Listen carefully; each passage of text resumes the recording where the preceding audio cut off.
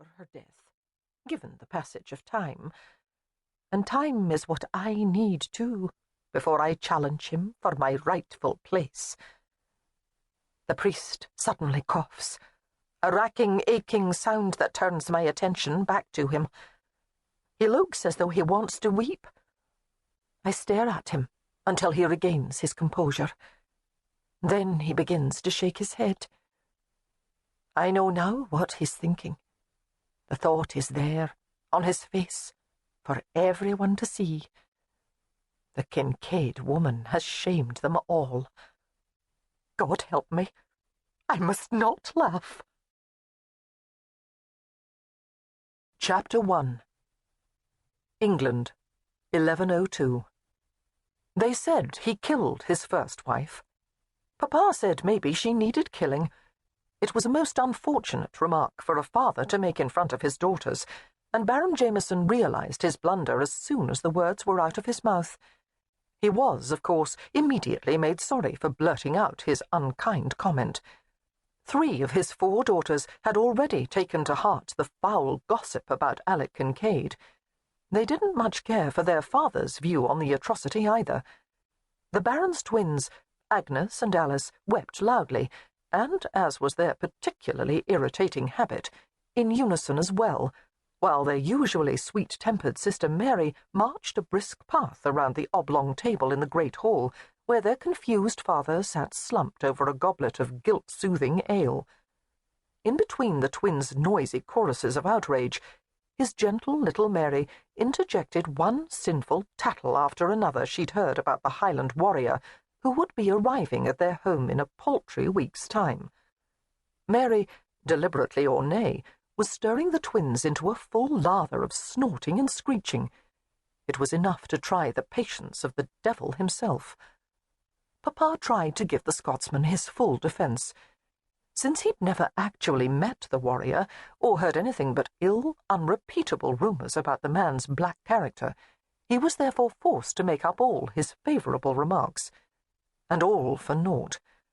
Aye, it was wasted effort on his part, for his daughters weren't paying the least attention to what he was saying. That shouldn't have surprised him, he realized with a grunt and a good belch. His angels never listened to his opinions. The Baron was terribly inept at soothing his daughters when they were in a state, a fact that hadn't particularly bothered him until today. Now, however, he felt it most important to gain the upper hand. He didn't want to look the fool in front of his uninvited guests, be they Scots or nay, and fool he'd certainly be called if his daughters continued to ignore his instructions. After downing a 3rd gulp of ale, the Baron summoned up a bit of gumption. He slammed his fist down on the wooden table as an attention-getter, then announced that all this talk about the Scotsman being a murderer was nonsense. When that statement didn't get any reaction or notice, his irritation got the better of him. All right, then, he decided.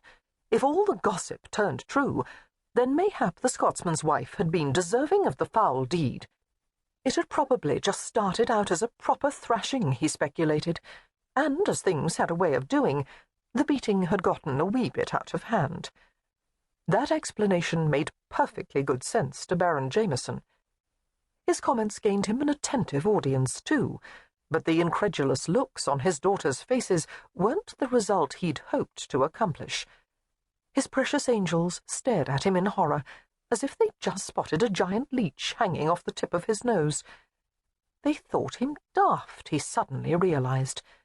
The Baron's weak temper exploded full measure then, and he bellowed that the sorry woman had probably sassed her lord back once too often. It was a lesson that his disrespectful daughters would do well to take to heart. The Baron had only meant to put the fear of God and father into his daughters. He knew he'd failed in the extreme when the twins started shouting again. The sound made his head ache. He cupped his hands over his ears to block out the grating noise, then closed his eyes against the hot glare Mary was giving him. The Baron actually slumped lower in his chair, until his knobby knees were scraping the floor. His head was bent, his gumption gone, and in desperation he turned to his faithful servant Herman and ordered him to fetch his youngest daughter. The grey-haired